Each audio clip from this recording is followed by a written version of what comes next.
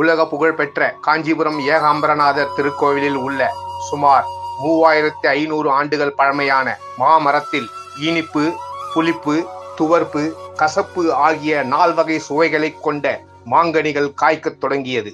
அம்பாள் தவம் செய்த பொழுது சிவன் இம்மரத்தின் கீழ் காட்சி தந்து மனம் முடித்தார் என கூறப்படும் தெய்வீக மாமரத்தில் 4 சுவை கொண்ட மாங்கனிகள் ஒரே மரத்தில் காய்த்து தொங்கும் அதிசயம் பஞ்சபூத ஸ்தலங்களில் மண் ஸ்தலமாக விளங்குவதும் உலக பிரசித்தி பெற்ற காஞ்சிபுரம் ஏகாம்பரநாதர் திருக்கோவிலில் மூலவர் ஏகாம்பரநாதர் மணல் லிங்கமாக காட்சியளிக்கிறார். இக்கோவிலுக்கு தமிழ்நாடு, ஆந்திரா, கர்நாடகா, மகாராஷ்டிரா, ராஜஸ்தான், பீகார், உத்தரப்பிரதேசம் போன்ற பல்வேறு மாநிலங்களில் இருந்தும், வியட்நாம், பிலிப்பைன்ஸ், சுவிட்சர்லாந்து, நியூசிலாந்து உள்ளிட்ட நாடுகளில் இருந்தும் நாள்தோறும் ஆயிரக்கணக்கான வெளிநாட்டு சுற்றுலா பயணிகள் வருகின்றனர். வருகின்ற பக்தர்கள் ஏகாம்பரநாதரையும் ஏலவார் குழலி அம்பாளையும் வழிபட்டு செல்கின்றனர்.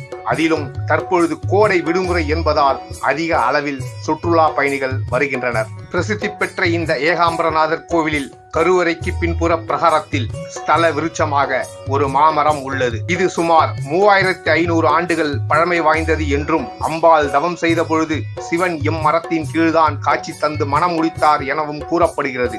இம்மரத்தின் அடியில் சிவன் அம்பாளுடன் சோமஸ்கந்தர் வடிவத்தில் அமர்ந்தபடி காட்சியளிக்கிறார். இதனாலேயே பெரும்பாலான திருமணங்கள் இங்கு நடைபெற்று வருகிறது. இங்கு திருமணம் நடைபெற்றால் வாழ்க்கையில் செல்வ செழிப்பு மற்றும் மகிழ்ச்சியுடன் வாழலாம் என பக்தர்களால் நம்பப்படுகிறது. இங்குள்ள மாமரத்தின் 4 கிளைகளிலும் ரிக், யஜுர், சாம, அதர்வன என 4 வேதங்களை குறிக்கும் தெய்வீக மாமரம் என நம்பப்படுகிறது. ஒரே மரம் இனிப்பு, புளிப்பு, துவர்ப்பு, கசப்பு ஆகிய 4 வகை சுவைகளை கொண்ட கனிகளை தருகின்றது. குழந்தை பேறு இல்லாதவர்கள் இம்மாமரத்தின் கனியை உட்கொண்டால் புத்திர பாக்கியம் கிடைக்கும் என்பது ஐதீகம். இந்நிலையில் தற்பொழுது பூக்கள் பூத்து மாங்காய்கள் காய்க்க தொடங்கியுள்ளது. மாமரத்தில் மாங்காய்கள் காய்த்துள்ளதை பக்தர்கள் வியந்து பார்த்து மகிழ்ச்சியுடன் மாமரத்தை வணங்கி செல்கின்றனர்.